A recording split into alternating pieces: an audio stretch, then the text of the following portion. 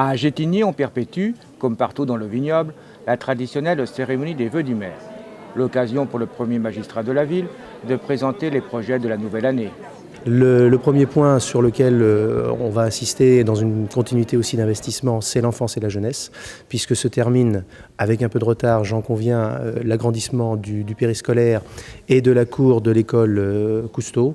Je crois que ça, c'était indispensable et nécessaire pour le confort et l'accueil de nos enfants.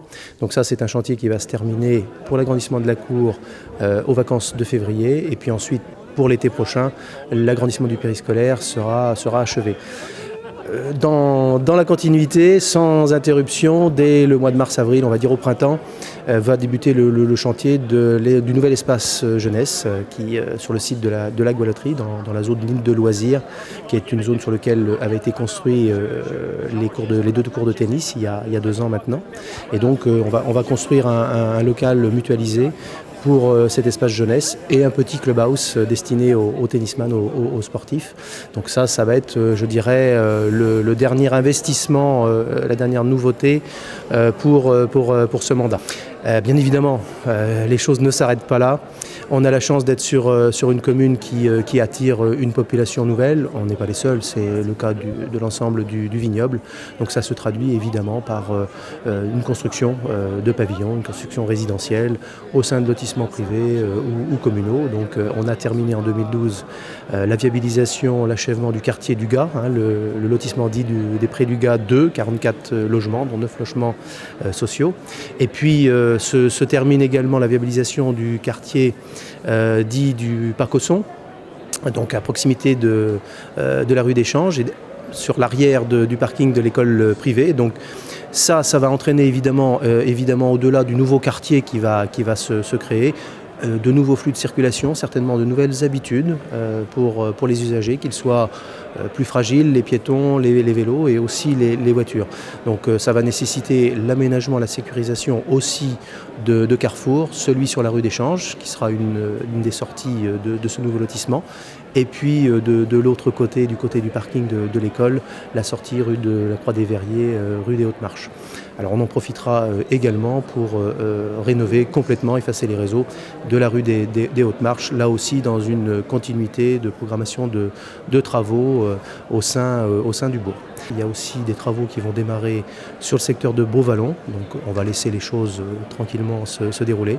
Et puis il y a le dossier de la ZAC multisite, là c'est l'histoire des 10 prochaines années qui commence à s'écrire. La procédure administrative suit son cours et on devrait arriver avec la déclaration d'utilité publique pour les 2 premiers secteurs de Champ-Létu, près de la rue de la Sèvre, et de Recouvrance, près du cimetière. Et bien là aussi peut-être à lancer les travaux de ces futurs quartiers urbains gétinois. Évidemment, la commune s'articule avec l'urbanisation des quartiers urbains au sein du bourg et puis aussi avec nos villages. Je crois que c'est un petit peu l'équilibre qui est recherché. Cette année, on a fait des travaux au village de Lannery. Et en 2013, c'est le village de Haute-Jante sur lequel on va réfléchir avec les habitants sur les aménagements nécessaires, si c'est le cas, puisque la particularité d'un village, ce n'est pas un quartier urbain tout à fait comme les autres, donc on ne va pas réaliser les mêmes aménagements. En revanche, pour le bien-être, pour la sécurité, si certains aménagements sont nécessaires, je crois qu'il faut y apporter aussi une attention. Tout ça, évidemment, fait que Gétigny, au-delà de toutes ces réalisations, c'est aussi un lieu de vie qui nécessite des animations. Alors, je ne parlerai pas cette année des animations culturelles autour de Bellevue ou de la bibliothèque, ça, ce sont des choses qui s'enchaînent chaque année. Je parlerai plutôt du marché alimentaire qui se met en place le samedi matin.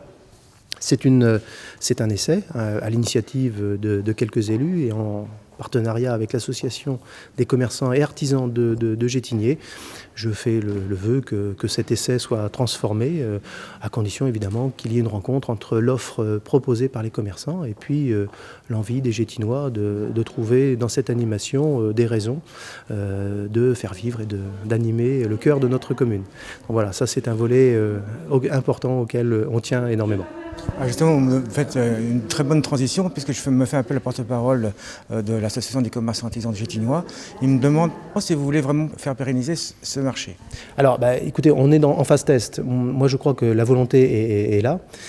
Pour que ça fonctionne, il y a effectivement le vendredi un marché important, historique à Clisson. Donc, on n'est pas sur le même registre, bien évidemment.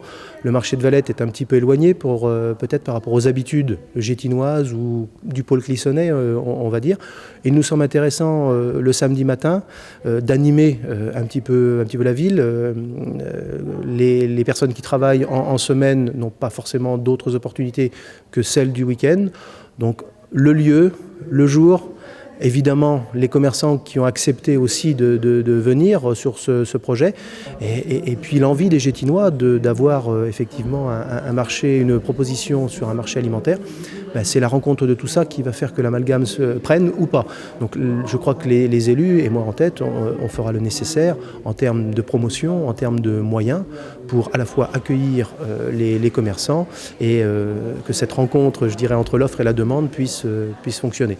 Ainsi, à titre d'exemple, pendant cette phase test, bien évidemment, il n'est demandé aucun droit de place pour les commerçants qui, les premiers, ont accepté de jouer le jeu. Donc on est bien dans cette logique de test avec une volonté, c'est que ça fonctionne. De beaux projets en perspective pour la cité qui se situe entre vallons et rivières.